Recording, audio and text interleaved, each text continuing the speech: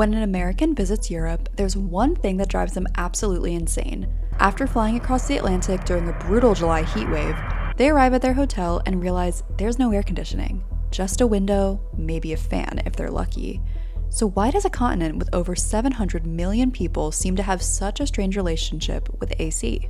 Most Americans assume there's something broken or that Europeans simply don't mind being uncomfortable. But the reality is more complicated. In the United States, roughly 90% of homes have air conditioning. Across Europe, it's about a fifth, which begs the question why? For most of European history, much of the continent simply didn't need mechanical cooling. Northern and Central Europe had cooler summers, milder nights, and heat waves that were shorter and less intense. In the places that did get hot, people built for it the old way. Walk through southern Spain, Italy, or Greece, and you can see it. Thick stone walls that hold the nights cool through the day. Shutters pulled tight against the afternoon sun, narrow streets that shade themselves, courtyards that move air, and white-painted towns that bounce heat back into the sky. For centuries, that was the air conditioning. And even when Europeans do want modern AC, their buildings often fight back. Unlike the United States, which boomed during the exact period air conditioning became mainstream, Europe developed its cities long before AC existed. Millions of homes are centuries old, protected and built around radiators instead of air ducts. In a 19th century stone apartment, there may be nowhere easy to run ductwork. Hanging a unit out the window can violate building rules, local regulations, or your lease. It is not that Europeans cannot cool their homes. It is that many homes were never designed to be cooled that way.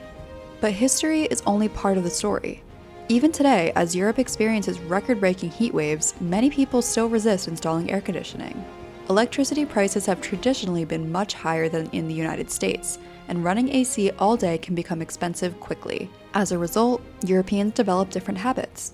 Instead of cooling entire buildings for months at a time, many people rely on shutters, awnings, and open windows during cooler parts of the day. To many Europeans, blasting cold air into every room feels wasteful. And that brings us to the biggest reason: culture. Americans and Europeans often have completely different ideas about what comfortable means. In the United States, walking into a building that's 68 degrees in the middle of summer feels normal. In Europe, many people are perfectly comfortable at temperatures Americans would consider uncomfortably warm. Some Europeans even view air conditioning the same way Americans might view leaving every light in the house on all day, something that should only be used when absolutely necessary. So the lack of AC isn't just a technological or economic issue. For many people, it's a mindset. But here's the twist. Europe's relationship with air conditioning is starting to change. Europe is now the fastest warming continent on Earth, warming more than twice as fast as the global average. In cities built for older climates, summer heat is becoming something they were never designed to handle.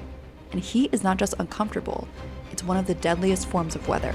The summer of 2003 caught Europe brutally unprepared and caused more than 70,000 excess deaths. In 2022, researchers estimated another 61,000 heat-related deaths across the continent. The victims were mostly older people, often inside homes that never cooled down overnight. The thing Europe never needed is quickly becoming the thing that might keep people alive. That's why air conditioning has become a political fight. One side says the answer is simple: air conditioning saves lives. Hospitals, schools, care homes, and vulnerable apartments need cooling before the next heat wave hits. The other side says cooling is necessary, but AC should not be the only answer. Insulate buildings, add shade, plant trees, cool roofs, redesign cities to keep heat out before burning more electricity to fight it. The maddening part is that both sides are right. Air conditioning saves lives today, and if rolled out badly, it can make tomorrow's heat worse. So Europe never exactly hated air conditioning. It made a bet that thick walls, mild summers, shaded streets, and open windows would be enough. For a long time, that bet worked. Now the climate is canceling it. So it's not that Europe hates air conditioning. It's that for most of its history, Europe simply didn't need it the way America did. The continent was built around a different climate, different cities, different energy costs, and a different idea of comfort. But as temperatures continue to rise, that may be changing faster than anyone expected. And the next time an American checks into a European hotel during a summer heat wave, they might finally find something they've been looking for all along: an actual thermostat. If you enjoy stories like this and learning about what shapes our cities, make sure to subscribe, hit the like button, and join our community here on YouTube. We explore lesser told stories about the world we live in.